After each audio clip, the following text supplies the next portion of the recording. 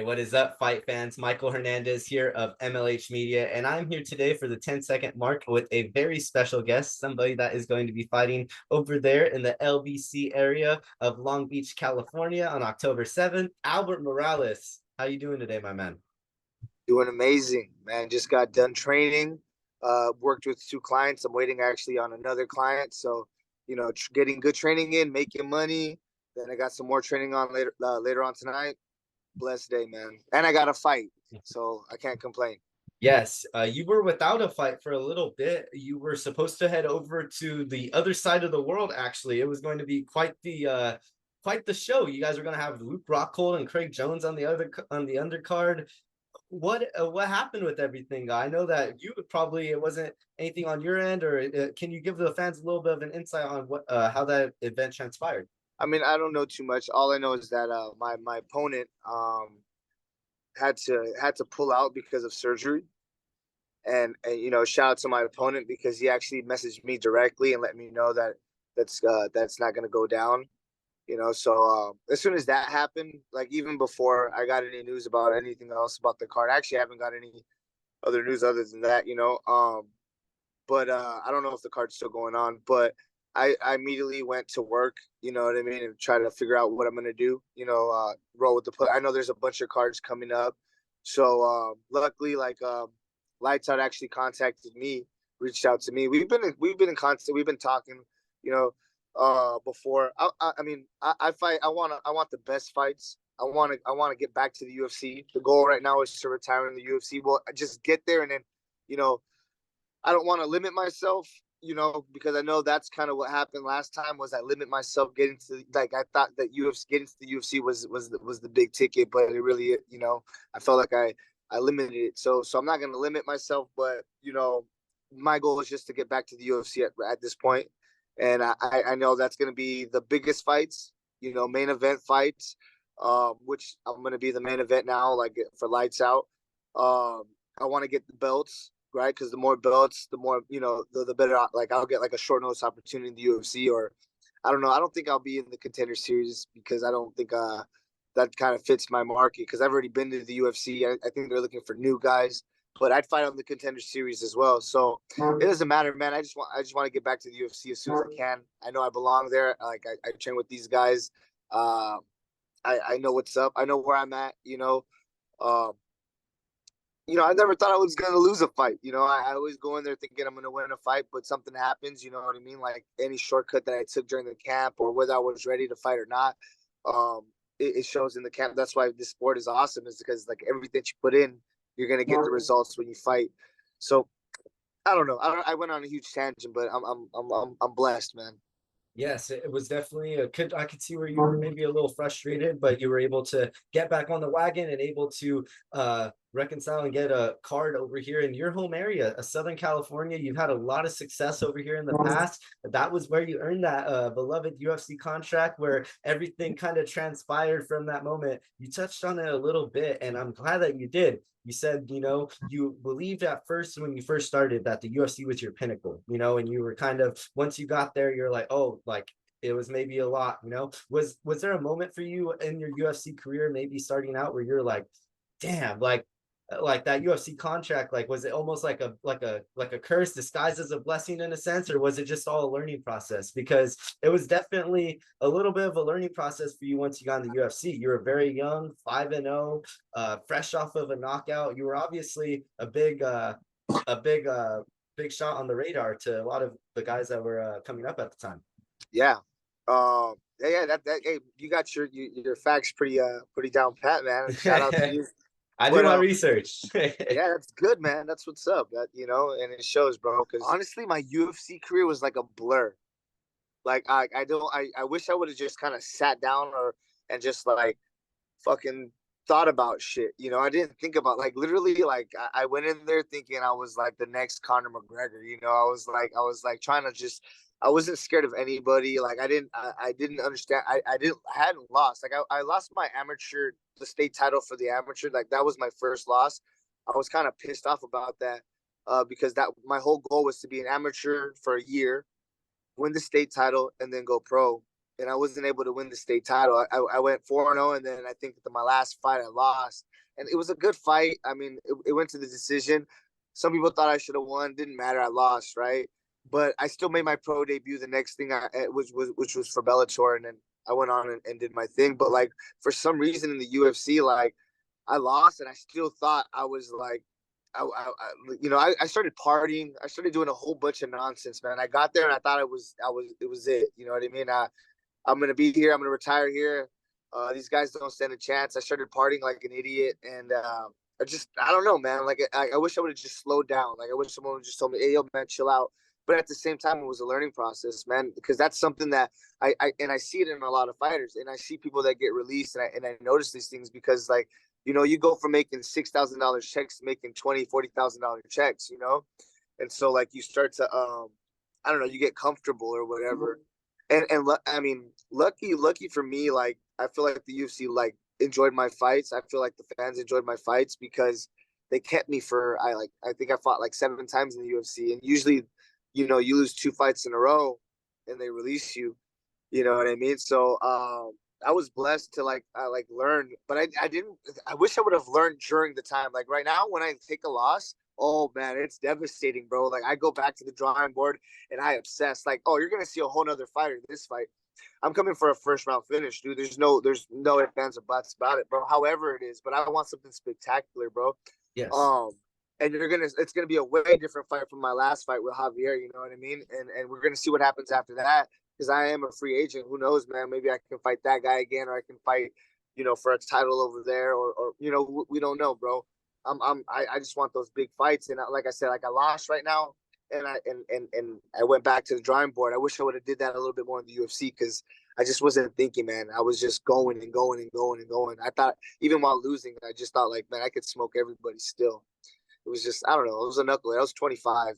Yeah, you took multiple fights within a year span, and then I think you were like you did like how you said you had 7 fights. Did you ever feel like within that UFC time span, like there was a time like, man, like I gotta like going into a fight, maybe like this fight, like this fight is a huge fight for me. I know oftentimes fighters say that, like Colby Covington got the A, like if you don't win, if no matter what they told him after this fight with Damian Maia, you're not getting the contract. Was there ever any of those fights, or like how you said, there was still that kind of aura of like, nah, like I was coming into this hot, like how you said, you felt very high feelings on what you were going to accomplish.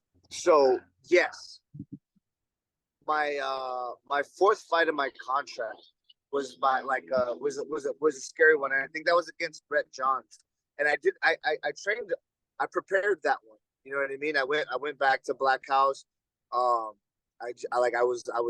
I was training with another coach, Coach James Teal. We still, I still call him my coach. He's, I'm connected with all my coaches, man. But I was training with Coach James, and I was at the movement, right? So I would train with Coach James every day, and then on Mondays, Wednesdays, and Fridays, I was at Black House with Coach Kenny. But I wouldn't take the striking here. But I actually was like, because I started buckling down like after I think after Thomas Almeida. Because Thomas Almeida, I took that fight on 2 weeks' notice. Like I was at the strip club literally the night before they offered me the fight, dude. Like it was like, and the crazy thing is I don't even like going to strip clubs. I was just being like just a nut, man. I don't know what the heck happened. I just lost focus. And the thing is like, I did that that's kind of how I acted as when I was a kid before I started fighting. Because I was in jail when I decided. Then I got into training, and that was all it was. And then once I got this money, then I started doing, you know what I mean? I got into that stuff again. So I kind of got lost in the sauce. You feel me? But yeah, I did. I was a little bit worried when I fought Brett Johns, but like at that point, I was just like, let's go, man. Like I still every fight, bro. I went in thinking I can beat. I like knowing. And the thing is, I know I can beat anybody in a fight. To be honest with you, like anybody, and like and that's what I realized in the UFC was just like these guys are just like me. You know what I mean? Nobody's any more special. Like my debut was against Alejandro Perez, who was like the Ultimate Fighter winner, Latin America, and like I didn't even care about that. You know what I mean? Like, but then like after the end of it, like I just realized like really at the end of the day, bro, it's just all about preparation. You got to put in the work, man. There's no shortcuts. Any shortcut you take is gonna happen in the fight. But that one, and then my fight against Manny Bermudez when I got caught in the choke, because I made a mistake and he capitalized on it. And I was like, I knew I was going to get released after that. And I did, because that was three in a row. Yeah, man. I don't know. It was a blessing because I got to feel what it felt like, whether that I didn't realize, like, but now thinking about it, I did realize the pressure that you feel in that arena is a little bit different. It's a little bit different. So it's like that I did experience it, and I remember that. Like now I'm like, damn, I wish I would have just embraced that a little bit more, because at that moment it's all about you. You know what I mean? So I like that part, man. But it's all learning lessons, man. It's made me who I am today. Because if I didn't go through that, I wouldn't understand how much like focus you need. You know what I mean? Like, because before, to get to the UFC, man, all I was doing was training, bro, and that's why like. And that's it. You know what I mean? There Yeah. was nothing else, right? And then I got to the UFC, then I was training, but I was partying. You know what I mean? And then it even got to a point where I was like partying, and then I'd come back to training. And you can't do that, bro. You got to train the whole year. You're a professional athlete. There's no time to break. Like your off season, you got to recover and then train again. So it's like, Then, but it took me to get to where I am now. and then I was also going to ask you, I know you touched a little bit in your last interview. I really love that last piece you did. It was, you were saying you guys got class, like a social media class, and that you had went to this thing and you learned a lot of the ways to develop yourself as a fighter, not only as in the gym and everything, but also did seeing things like that, seeing guys like obviously Conor McGregor and all this, did that also maybe add a little bit of pressure at times to like, oh crap, like, well, if the results aren't going my way, then I got to kind of like, I got to sell myself as this guy that's like, that can stay on the roster for another reason, because like how you said, you obviously knew it's a business, and it's like, hey, like if Nah, I don't know. I honestly don't like social media too much. You know what I mean? Um, but I know it's like part of the gig, and like, I mean, yeah, it's a part of the job. It's important, but it's not that important, honestly. Like, because at the end of the, I feel like sometimes we can get caught up in that stuff. Like now I have sponsors, so now it's an obligation, because if I want to get paid, then you I gotta gotta post them, do yeah. things right. So it's a little bit different for me. Um, but but like honestly, I think if you just focus on training and you focus on fighting and you focus on winning and being a dog, you know what I mean? Like being a good person too. Like when you fight, you win. That's when you're gonna get the most buzz. That's when everybody's gonna start tuning into your social media. Don't worry about that shit right now. Just worry about fighting, training. Um, I think people can get lost in the sauce with the social media shit. You know what I mean? I do. I'm, and everything that I do, I try to do at the highest level. So like the social media thing, I try to like do that. Like I try to like I take my time and I understand things and work. I never took a class or anything like that. I kind of just did it on my own. But I mean, I'm not the best, but I know I can make some cool stuff. But nah, I've never really cared about it, man. Like I do, like I said, because I'm getting paid or I get gear or whatever through social media. Um, I still like I don't know. It was just something that I kind of like did for fun, I guess, Yeah, and then it kind of got good at it. I feel like it's done.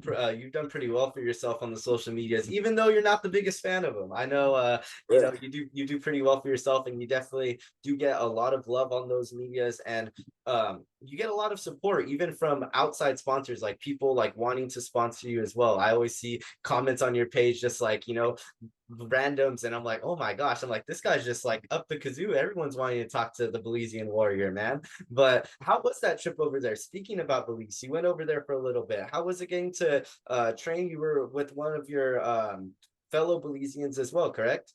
Oh yeah, yeah, Alexa. Alexa. Alexa. Well, we're a team, right? But we were there for Alexa, right? So Alexa, she was teaching her seminars. She had one in San Ignacio, which is Belize has like I think it's 6 or 7 districts, right? Like, but it's a very small country, right? So we went to one district and then we went to a small key, a small island off of off of Belize, but it's a part of Belize, right? So we had two different areas, two different seminars, right? And It was for kids, adults, whoever, right? Whoever showed, people with experience, people without experience, because you got to realize, like, they don't have like access to like the training that we have over here, right? Yeah. A lot of this stuff they watch on YouTube. They will pay for people to come through and like teach seminars and stuff like that. But we did this 100% for free, right? We just do this to share MMA and help grow the sport, because there is MMA out there in Belize, right? So we support that, and we're trying to help it grow, right? And honestly, my goal is to help the first Belizean born fighter reach the UFC, right? That's my first goal, right? From there, I want to build like a Belize top team. You know what I mean? And just keep bringing Belizeans out there, bro, and just building, right? And then from there, man, it just starts with MMA. From there, it can go big. But we were there for Alexa's two seminars. It was cool. She was on the Channel 5 News. I got to, get a little bit on there. I was on there too, which is like their morning show over there, which was really cool. And then I got to train with guys like Sosa Striking, man. Nathan Sosa, that guy's my guy, man. He's the baddest mitt holder in Belize for sure, man. And even out here, watch, he'll be out here soon.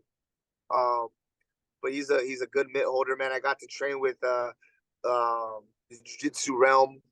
There's a team out there. Actually, they're called the Dark Arts now. And I was there with Alexa's dad, Aaron Smith, who's like we call him the Vision. Like, he's the guy who has like all the ideas, right? I mean, he's got Alexa and her little brother Jacare, Axel. Those guys are on the come up too, right? And they're like me, right? They're half Belizean, half Mexican. I'm actually half Belizean, half Bolivian. And then Aaron is actually full Belizean, so he's like so he connects it all together. We're out there helping grow the sport of MMA in Belize, and that was just that wasn't even our first trip. We've been going down there for a minute, but that was a good one. So we'll be back soon, though.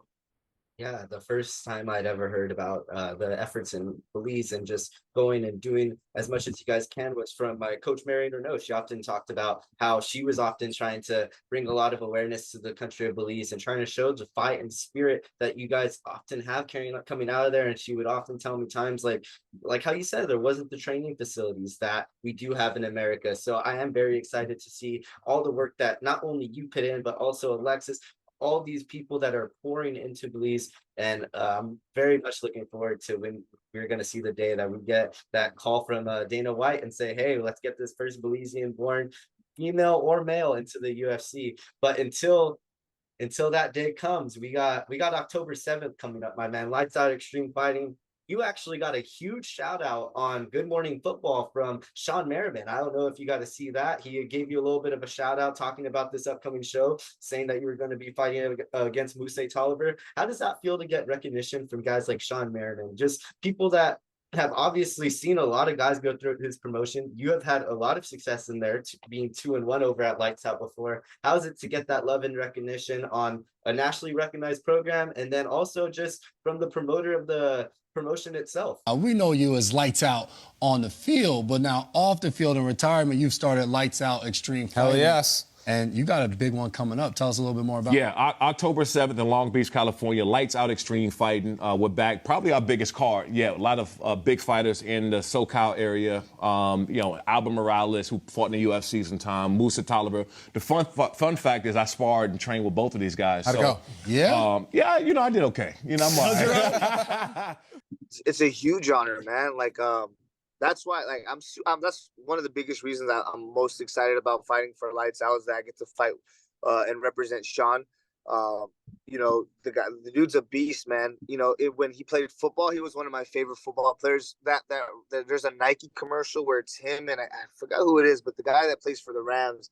I don't know if it was Steven Jackson. I don't think it was Jackson. It might have been Steven Jackson, right? But there's a commercial, and that was like one of the sickest commercials I've ever seen. It's pretty cool, man, because like I said, I looked up to him when I played football in high school, and then I got to meet him. I was actually the Lights Out 135 champ, before they took a break. So I actually want to come back and get that belt over here, represent Lights Out to the fullest over there, because like I said, the goal is the UFCs, right? So as many titles as I can bring up to the UFC, that'd be cool, because then that just shows how badass those promotions are to produce a champion like me. But yeah, it's a huge honor, man, and I'm excited to fight for that guy. You were the 135 champ. You had a little bit of a tough road. The only one loss was when there was a little bit of a weight discrepancy, and I watched that whole thing go down. And but you still go into the fight, you still bang it out with that man, and that was still what it was a very, very entertaining fight. I would pronounce his last name, but I'm gonna be honest, I'm gonna butcher it because it's very hard. But you're now going into this fight against Musai Tolliver. Would you ever look into possibly? I know you fought for the 145 strap at UNF. Would you ever look for possibly going back to doing 145, or were you 135 strictly? That was a decision. That was a tough decision. Um, I mean, I guess it's kind of based on this fight, but I'm already all locked in. I'm gonna retire at 135. I got a few years left. Not because of health or anything like that. I mean, I'm beat up. Don't get me wrong. You know what I mean? I'm definitely gonna need some surgeries by the time I'm done with this career. But like just because I put this time limit, I told myself I was gonna retire at 35. And so that's when I'm gonna retire at the end of 35. So I want to go out with a bang. So I'm gonna focus on going back down to 135. I do want to fight one more time, 145. Hopefully it's against Javier. With respect, respect to the champ, but I can't let someone send me back down to 35. He said he was gonna do it, and I mean, it bugs me that I decided with my team, and we're gonna go back down to 135. Finish off my career the way I started it. I went up to 145 because I got sick of cutting weight. But I feel like more than anything, I was being lazy. I don't want to. I don't want to. Work as hard, but it's not that much different to make 135. It just takes discipline, takes a little bit more focus on my diet. But we'll see. We'll see. Like after this 140 fight, right? I'm going down to 140. It's a catch weight. It's not 145. It's not 135.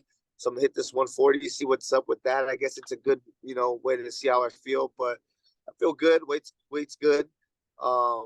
It's where it needs to be, and I'll be ready to make weight. I've never missed weight, so I'm gonna go out there and see what's up, see how I feel.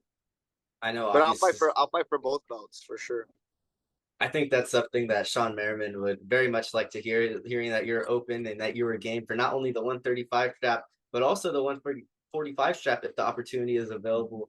But I heard you talking a little bit about the weight cuts and doing all that. What is probably the one thing when you're going into a fight camp and you're like, damn, I'm gonna have to cut this out. This is gonna be a super hard challenge. Is it the Belizean food? Is it a certain type of urban connoisseur? What is it exactly that is the hardest thing for the Belizean Warrior to cut out right before going into a big fight?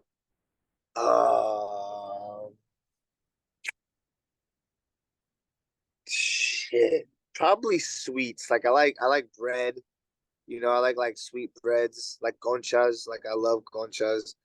Um, Maybe like not as much acai. Because I start like I got my meal preps, like my iconic meals, like they give me exactly what I need. Like I mean, people like to eat veggies. I don't really eat veggies. Like I know I need to because like of like my digestion. I notice when I don't eat veggies, like my digestion kind of sucks. And I need to poop if I want to make weight. So like yeah, you know what I It's mean. So but essential. yeah, it's essential, bro.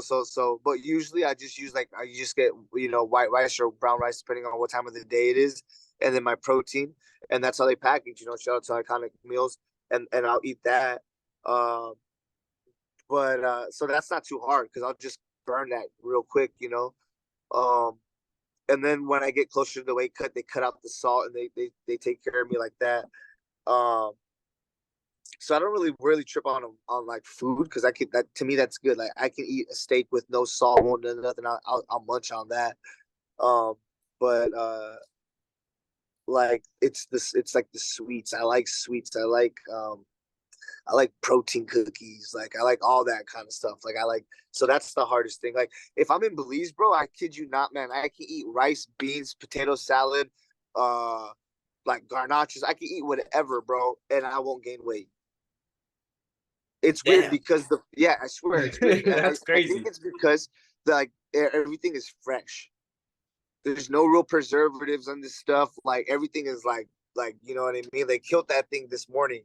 You feel me? Like they fished it from the freaking ocean, it's like Yeah, it's bomb, bro. I didn't gain any weight. I was in Belize, right? I trained as much as I could, and that was tough because it's so hot over there. But I ate a lot and I didn't gain any weight. I was just about to ask a question of referencing to Belize, but due to the heat, would you ever consider possibly bringing an MMA event to Belize? I know Noah Lahat had wanted to bring an MMA event to Israel, but how about the Belizean Warrior bringing something home to his home country and doing something over there? Would you ever be open to the possibility of doing that if a promoter came up to you? Yeah. Oh, I think I may have cracked something. Oh, well, if my spidey senses are right, then I think we may be seeing somebody in Belize over there fighting pretty soon. Hopefully that would be absolutely awesome to get to see you over there in their home country. And that's something that I wish more fighters would do, because I think it's so awesome that MMA is spreading all over. You know, it's not just a USA thing anymore. It's not just a Ireland thing anymore. It's everywhere. You can incorporate MMA into all cultures, and I find that it's so awesome. And all it takes is one guy or a couple guys or one girl or a couple girls to just bring that MMA culture into a community and make it thrive. And that's why I feel like you are doing exactly that. Thank you so much thank you so much for your time today, Albert. It has been absolutely awesome to get to speak to you. Everything that you've been so awesome, so honest and upfront. There's not really anything else I can ask from a guest. So I really appreciate you even doing it out in the back next to the old school pickup. I like the Man, we're at background. Black House, bro. This is Black House, man. The new Black House location. Yeah, check it out. Well, I can't show you this stuff right here, but let me show you. Let me show you. Well, I mean, it looks like a greenhouse back there.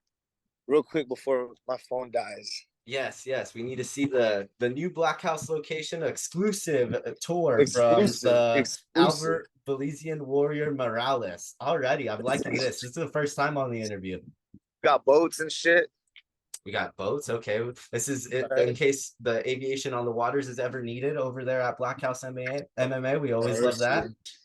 Boom. Oh, shout out to Super Rare. Already know. That's my new gear. They just hooked me up.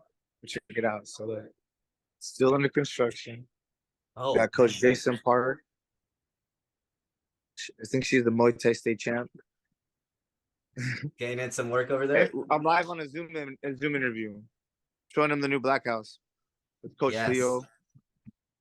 Right, we're gonna have it's gonna be an office, and then we're gonna have our own PT over there, like physical therapy, like masseuse and stuff like that. We got the cage over there, strength and conditioning, everything we need. We're actually working. Coach Jason Park still rocking the goatee over there at Dragon House. Yeah. Oh shit. Yep. Yep. Then, Alrighty. We're making these outdoor, like gel workout shit. Because we are in Compton, so we got to be somewhat hood. Yeah, got to bring out those street workouts and those old school footballs where you're pushing the tires out in the streets. All that shit, all that. Nah, man, but I greatly appreciate the tour. It was awesome to get to talk to you today, Albert. I believe our time on Zoom is running here a bit short, but is there anything that you wanted to share? Anything that you want to say? I know you were obviously giving a big shout out to your sponsor right there. The fight gear was already shown in action, but anybody else you wanted to thank today on this interview? Shout out to, let's see, all my family in Belize. Happy 21st. It's Belize Independence Day. All you guys, I love you guys. MMA Event Inc. Pelican Reef Villas.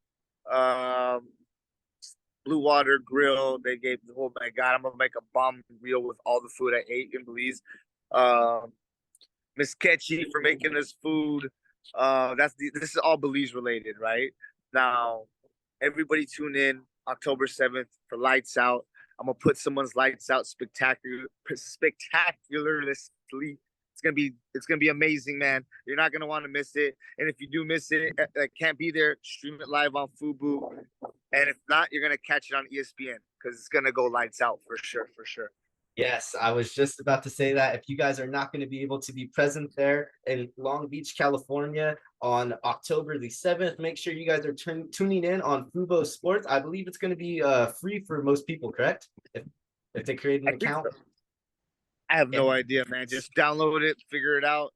It's gonna be dope, man. Hey, not only like, I mean, you're definitely gonna want to tune in for the main event, right? But the card is sick, dude. The card is sick. There's a couple guys on there. My boy Tommy Aaron's on there, and the last time me and Tommy Aaron were in a fight together on the same card, we both finished the guy with knockouts in the first round. So tune in. You don't want to miss it. I promise you guys, it's gonna be the best fight of that night. It's gonna be the best fight of the month. Period. Best card of the month. October 7th is gonna be lights out, guaranteed. Hey, I think that is the best thing that we can end it off here with, folks. My name is Michael Hernandez, and I'm going to be signing out over here for the 10-second mark with the one, the only, Albert the Belizean Warrior Morales.